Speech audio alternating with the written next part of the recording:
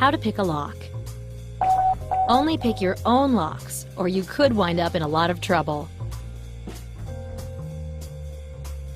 Locked yourself out of the house?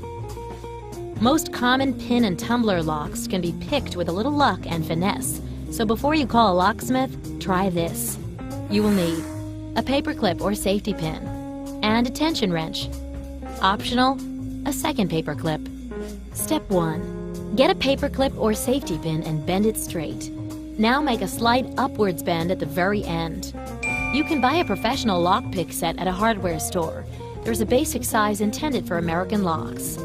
Step 2. Insert your wrench into the lower part of the keyhole.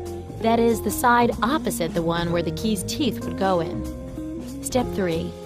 Figure out which way the lock needs to be turned to open by turning the wrench clockwise and then counterclockwise. You'll feel which way has more give. Step 4.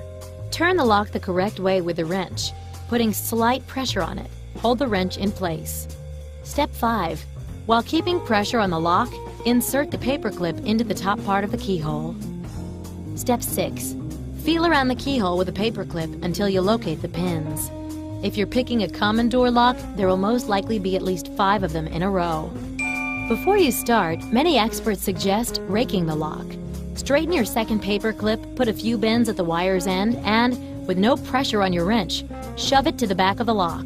Now pull it out quickly, pressing against the top of the lock while gently turning your wrench. You might just set a pin or 2 that way. Step 7. Now for the actual picking. One at a time, push each pin up with a paperclip. Try to feel for the moment when the pin reaches its unlocked position. You should feel a slight give, or even hear a faint click. Start with the pin furthest away from you, then move on to the next.